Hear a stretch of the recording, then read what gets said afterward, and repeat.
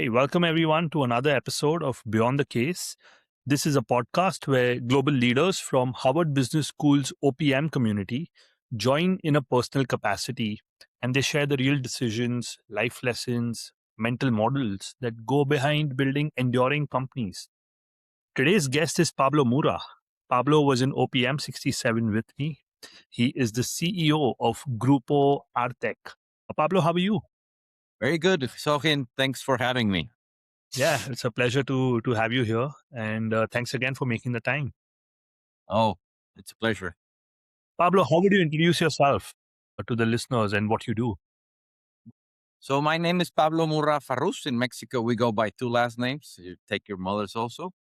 51 years old, businessman from Torreón, Mexico. Nobody else knows where Torreón, Mexico is, but Jose Piña, who's also in our cohort. We're high school buddies. We graduated together, but we didn't talk about coming to Harvard. And well, thank God we're both here and happy to be here. I'm the second of three siblings. I'm remarried 5 years ago with to my wife, Maria. Best decision of my life. Now we live my two daughters, Paulina, who's 21, Miranda, who's 18. Paulina right now is in Barcelona studying in ESADE. And Miranda wants to be a doctor. She's graduating from high school next month. And Maria has three sons. Marite, 24, chemical engineer. She just came back home. Bernardo, who is in Australia right now studying. Andres, who's also studying engineering. And we all live together, and it's a really nice Brady bunch. We're all together, and we have a cat and a dog, so it's adds a little bit to the chaos and joy. So you have a full house. A full house, yes. Yeah. And Pablo, talk to us about your business. What business are you in? We're in the car business, as they say in the U.S. Car distribution. We've been there in the family since 1940, a long time ago. And I take care of two Audi stores, two Volkswagen stores, one Stellantis, which used to be Chrysler. We still call it Chrysler, but now they're called Stellantis. They have Peugeot, Ram, Fiat, Dodge, Jeep. And we started some years ago with Jack. It's a Chinese brand. And now we're under construction with a Geely store, also Chinese. And 2 or 3 years ago, we started with trucks, Volkswagen and MAN, German trucks. And I also started almost 25 years ago in a small paint distribution. And through the years, now it's become the largest paint distribution in Latin America with Axalta, which used to be DuPont Performance Coatings. Now they're merging in this year with AkzoNobel. So they're going to be a big global paint company now. That's Amazing. mostly what I do. And did you start Grupo Artec by yourself? No, it's a long story. My grandfather, who is son of Palestinian immigrants who arrived early 20th century here in Torreón, he started a business that still is a main family business, but we're minority owners there, which is called Simaco. It's a department store. And they also pivoted to cars.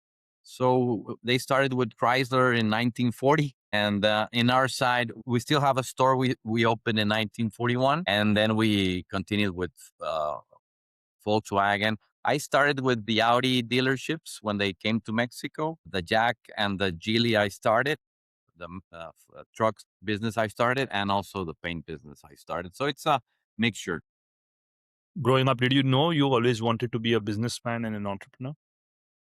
I think I did. Good question. I think I did. I looked up to my father a lot. He was always working. He worked in the big family business, department store, and yeah, for some reason it was a lot in the family. In my father's side, it was, I don't want to say like that, but it was all business. It was very business oriented. You felt that to be able to speak the language of a family, you had to go into business, and it's always been pretty much commerce. I mean, buying and selling brands. Could you recollect some conversations that you all had at home, which influenced you a lot? Or what were the conversations your father brought back home from his work day? Well, it did have to do a lot with when he was He directed that business. It was like not a complete department store. So he added clothing and a lot of things that now make like a Nordstrom's or a Macy's, the whole thing, the whole department store. And he did that, and he started with the warehouses. And so yeah, we went whenever they opened a new store, or when they had to build something new, or sometimes the people who came home for dinner maybe were related to the construction or something related to the business. So yeah, it was a lot of conversations in our house about that. So I am an accountant, but I ended up studying accounting, but it's very related to business. And what was the mindset in Torreón like when you were growing up? Before this conversation started, you told me that except for you and Jose Pina, both of who are in OPM 67, you probably don't know anyone else from Torreón who came to Harvard Business School OPM program. Well, it's a great thing to, yeah, it's a medium sized city. I think we're in an area where three cities are together. Torreon is the youngest one there, and the other two are in another state, which is called Durango, which are Gomez Palacio and Lerdo. And it's well known for silver refining. There's a very old refining business. Peñoles was well known nationally, and we're also the biggest milk producing part of region of in Mexico. So there's a lot of, so it's agriculture, a little bit of industry, and commerce and services, pretty much. So yeah, Jose is in the milk business, and he also does some real estate. But yeah, most people, I think the biggest entrepreneurs here have to do with the dairy business or something related to that. The automobile industry, it often goes through constant cycles and pressures like economic shifts, inventory issues, changing customer behavior. So when you're going through all these different cycles and changes, how do you personally make decisions around so much uncertainty? Well, yeah, it's a business that brands are always on top of you. They every week they'll come up with a new KPI. So they will. It used to be that it was more like they would get a well known family from a region of the country, and they would put their last name on the nameplate, and it was like a kind of a family business. And nowadays it's big groups. You have to grow to remain in the business, and you have to have like many stores to support your back office, because yeah, the brands are very they will pressure you a lot. If 2 or 3 months you're not giving the volumes they want, the KPIs, the client satisfaction or whatever, you gotta get called to Mexico City or Puebla, wherever they are, and you're gonna have a hard conversation. So it is a month by month business. The last day of the month, you're here till 9 or 10 o'clock, doing all the numbers and selling with the brand that you accomplished the objective, yes or no. And on the next first day of the month, you're starting all over again. It wears out a lot of people. I mean, it's a nice way of life.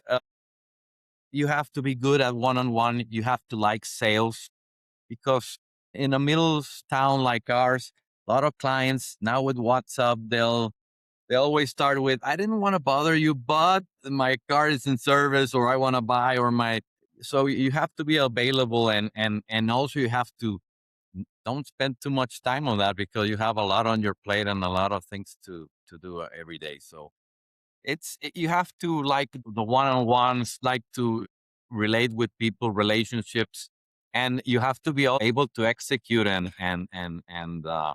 like every other business, you have to be on top of everything, because plants, the car manufacturers are tough. With you being pulled in so many directions, I think you're also very involved in your community. How do you keep focus and balance between your work commitments and also your personal life? That's a very good question. I think that's the never-ending story. Always, I like sports a lot. Every morning I'll wake up at 4:50, and I'll 3 times a week, I'll do cycling. I just did it this morning with a great group of friends and excellent cyclists. They keep me humble. They're very good. And the other days I go to the gym. And so I think that's the sports routine is very important, and it's always keeps you focused and in shape.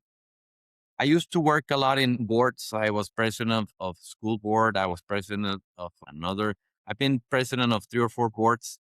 I don't do that again. I think I'm learning to say no. I think it's very important to say no to a lot of things, and keeping the balance is I think I don't know if everybody struggles with it, but I think I'm trying to do better now. I used to be I would call myself a workaholic. Nowadays, I try to when I'm here, I focus on what I have to do. I try to keep on top of everything, but it's always a struggle. I mean, you try to not take work home. I think that's the biggest rule, and not don't talk about work too much at the house, because then you'll. And I should start turning my phone off, or start not answering emails, or I don't know, but WhatsApp here is crazy. Everybody gets on hold of you either one way or another, But I think you should wherever you are, be there, and I mean, controlling your phone, I think, is one important thing that I have to do a better job at. That's what my wife says anyway.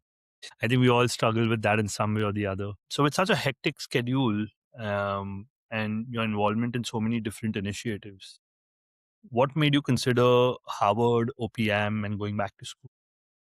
It's a great question. I turned 50, and I think every 5 or 10 years you have, I don't know if it's a crisis, or you really try to do I don't know, a balance sheet of your life, and where you want to go, and what you have accomplished, or whatever. And I think I felt the need to think I was regressing a little bit in the way I wanted to do things. And I don't know. You start at 50, you start questioning yourself. Well, am I ever gonna go to Harvard or any good university to think you have to keep on learning. I think it's your responsibility, being in charge of so many people. We have like 500 employees, which is not a lot, but it's enough to have a lot big responsibility. And I think you have to keep preparing, and it's been a great experience.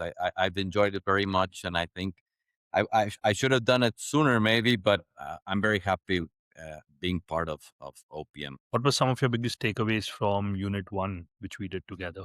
As I was telling you before, at the beginning, my English, and going back to reading and concentrating, it was tough. But I mean, to me, it's all about relationships. I think it was wonderful to meet all these people. The professors being at Harvard is a dream come true for most of us.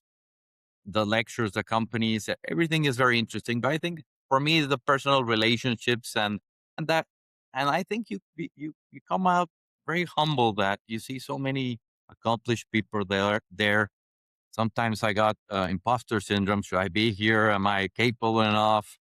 And then you start trusting yourself and being confident, and knowing that you're there for a reason, and you deserve to be there, and you're there to really transform yourself. And as I said, to me, turning 50 was like kind of a milestone in my life, that I could see that I needed to change some things, some mindsets. I was regressing in some things, and I think it was very important. If you had to retire today or tomorrow, what would you do with your life? It's like, I don't know. I think I would be a disaster at home. I mean, I think I'm one of those people that have to be doing something. I do exaggerate on the doing part. I'm always doing something, but as many of our friends at Harvard, I think. But think I would go into some ONG, or things like that, where I could help and spend time. I'm not good at having too much time on my hands.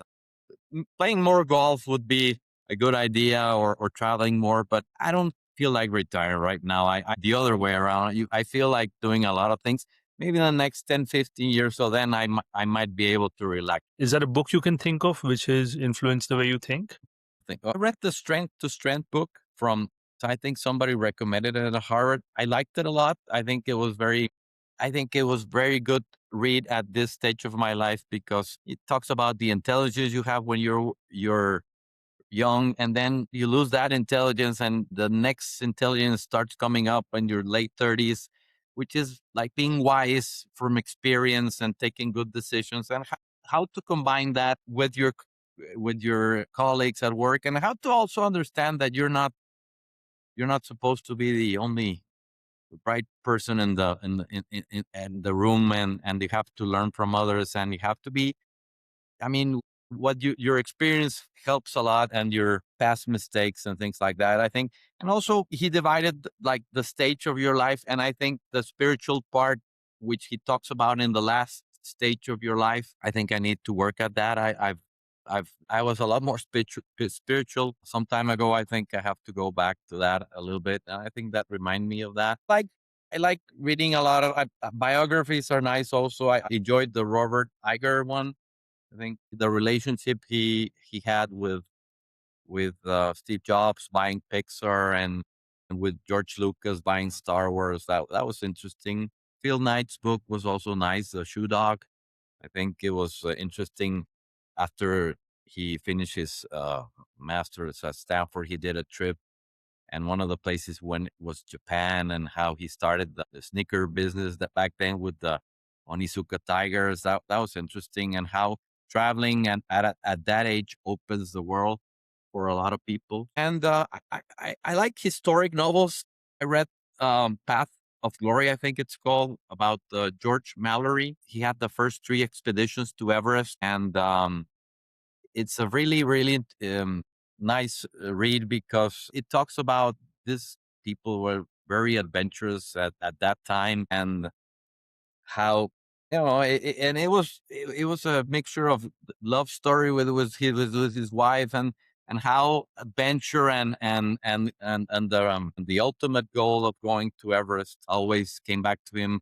He had almost retired after two tries, and then he was convinced by Captain Scott he'll go back, and at the end, well, we never know he got there or not, but he lost his life in the mountain, and they found him like 60 or 70 years after that. And it was a very, very interesting book. And you see all the struggles that everybody in life has, and how sometimes you take the right or the wrong decisions for the short term or the long term. It depends on what kind of glory, or if it's a endurance race, or if it's one of those speed races.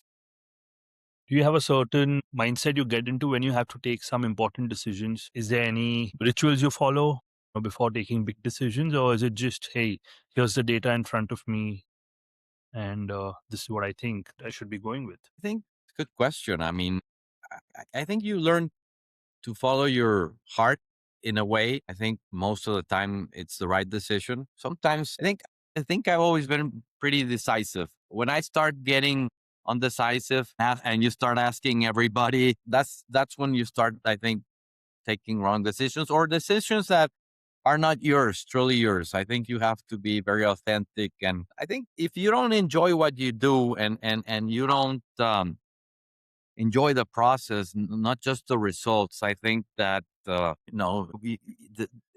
this, because decisions sometimes say, I don't, I think I have to work on that, to get I think you have to decide when you're calm, not try to make rash decisions, or by anger, or try to be emotionally stable. I think I would say that. I don't know if that makes sense.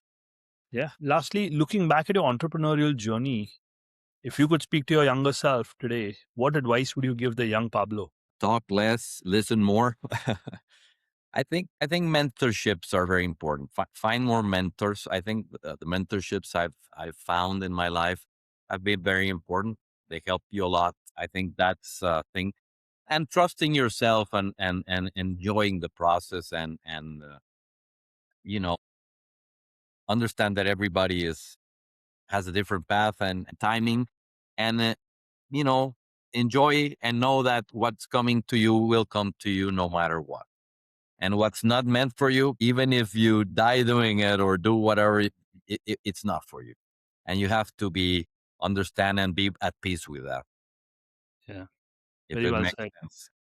Yeah. I haven't spoken too much English lately, so it's kind of hard to get on a roll, but hopefully I'm making sense. You are, and I think that was very well articulated. Thank you very much, Pablo. It's No, been a thank you. busy morning for you, and I know you took some time out, so I appreciate that. No, thank you very much. I appreciate it, and congratulations. You're doing a great job on this podcast. Thank you, and I hope Jose meets you for breakfast. Oh yeah, tell him every month. I think he was in Wisconsin. His kid graduated from college now. Oh, cool. Okay. All right, man, Pablo. Be Thank well. See ya. Yeah. Take care. Bye.